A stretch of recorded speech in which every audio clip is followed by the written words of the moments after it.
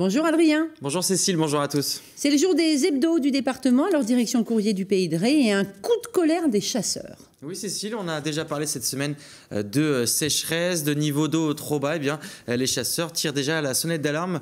Ça fait la une du courrier du Pays de Ré. Ces chasseurs qui ont manifesté à Saint-Lumine de Coutet. Plus précisément, on parle Cécile ici des chasseurs de gibier d'eau venus de toutes les communes alentours. Alors ils réclament un niveau d'eau plus haut dans les marais et dans le lac de Grandlieu. Ils s'opposent donc aux agriculteurs qui eux ont besoin de prairies enherbées pour leurs vaches. La pression est montée d'un cran ce week-end puisque des chasseurs de canards ont investi des exploitations.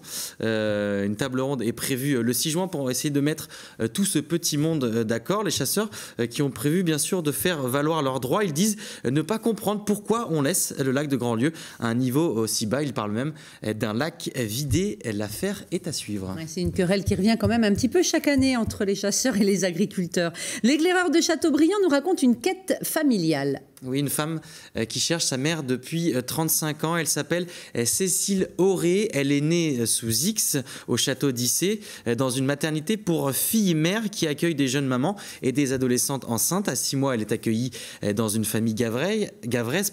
Elle passe une enfance heureuse, mais à l'âge de l'adolescence, son passé va lui manquer, nous explique Héloïse Levesque, la journaliste de l'éclaireur de Châteaubriand. Du coup, depuis 35 ans, elle écume toutes les ressources d'archives sans colère, mais simplement pour savoir, Cécile, pour connaître sa véritable identité. La femme qu'elle recherche s'appelle Gilberte. Elle est née en 1946, mais comme souvent, il s'agit d'un nom d'emprunt. En 2009, le Conseil national pour l'accès aux origines personnelles retrouve cette Gilberte, mais la médiation échoue.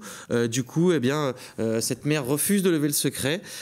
Cette femme, Cécile Auré, a décidé de lancer une dernière bouteille à la mer via l'éclaireur de Châteaubriand.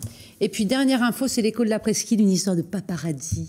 Un paparazzi devenu photographe officiel du président de la République Emmanuel Macron. Peut-être que vous le connaissez déjà, c'est Sébastien Valliella, un Baulois qui est notamment connu pour avoir sorti des clichés sur Mazarine, la fille cachée du président Mitterrand, ou alors sur la liaison entre Julie Gaillet et François Hollande.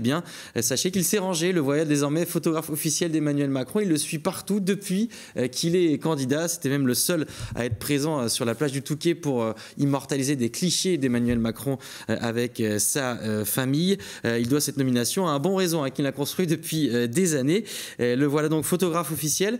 Il suit de nouveau un président, mais cette fois, il n'aura pas besoin de se planquer. C'est peut-être mieux de l'avoir près de soi, paparazzi. Merci Adrien.